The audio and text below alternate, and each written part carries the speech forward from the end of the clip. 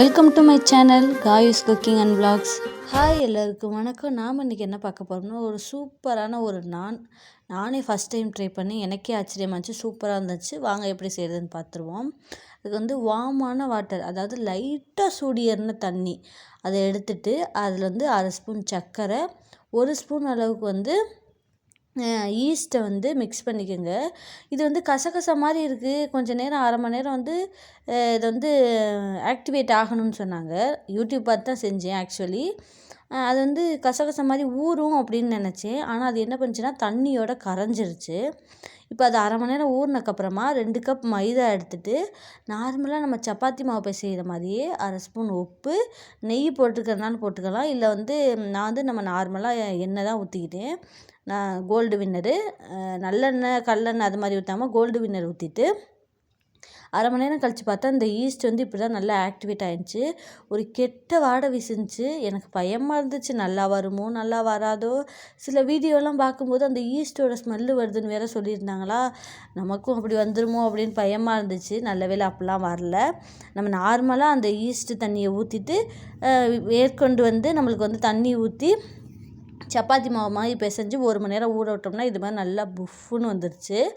நார்மலாக நம்ம எப்படி வந்து சப்பாத்தி ஊட்டுவோமோ அந்த ஷேப்பில் ஊற்றிக்கலாம், இல்லை நானுக்குன்னு ஒரு ஷேப் இருக்குதான் இப்படி நீல வாக்கில், அந்த மாதிரி வந்து தேய்ச்சிட்டு ஒரு சைடு மட்டும் கொத்தமல்லியை பொடி பொடியாக நறுக்கி போட்டுக்கணும். எள் இருந்தால் அதையும் சேர்த்துக்குங்க, என்கிட்ட எள் இல்லை அதனால் போடலை.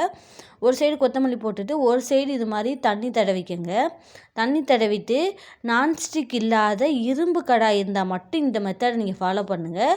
ஒரு சைடு தண்ணி தடவிட்டு இப்படி போட்டு ஒரு 2-3 நிமிஷம் அந்த ஃபுல் ஃப்ளேமில் வந்து சப்பாத்தி மாதிரி சுட்டோம்னா மேலே வந்து அழகாக புஃப்னு அங்கனங்கன்னா கட்டி கட்டியாக வர மாதிரி வந்துச்சு. வந்ததுக்கப்புறமா நீங்கள் இப்படி திருப்புனீங்கன்னா அந்த நம்ம தண்ணி ஓட்டியிருக்கிறதுக்கு அதுக்கும் அது வந்து அந்த நான்ஸ்டிக் இல்லாத கல்னால் பிடிச்சிக்கும். நான் வந்து அறிவாளி, நான்ஸ்டிக் கல்லில் போய் வச்சோம்னா அது நான்ஸ்டிக் ஆகாமல் டப்புன்னு கீழே விழுந்துருச்சு. அதனால் நான் என்ன பண்ணேன்னா ஒரு கையிலே வந்து அந்த ஃப்ளேமில் வந்து 2 சைடு இது மாதிரி திருப்பி அங்கனங்கன்னா மட்டும் கருப்பாகிற அளவுக்கு வந்து சுட்டு எடுத்தோம்னா சூப்பரான நான் ரெடி. நான் எதிர்பார்க்கவே இல்லை இவ்வளோ செம்மையாக வரும்னு. மேலே பட்டரோ இல்லை வந்து நெய்யோ எண்ணெயோ தடவிக்கலாம், ஆனால் பட்டர் தடவினா தான் சூப்பராக இருக்கும். நான் பட்டர் சிக்கனும் செஞ்சுருந்தேன், அந்த அரிசியுமே செம்மையாக இருந்துச்சு. அதே நான் அடுத்த வீடியோவாக பெருசாக போடுறேன். இதில் என்ன ஒரு நானில் ஒரு இதுனா சுட்டோன்னே சாப்பிட்ணும், இல்லை ஹாட் பாக்ஸில் வச்சு சாப்பிட்ணும்.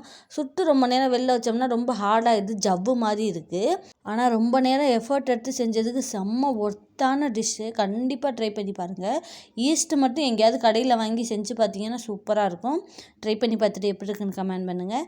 தேங்க்யூ ஸோ மச் ஃபார் வாட்சிங். Like and subscribe. Keep support. Bye.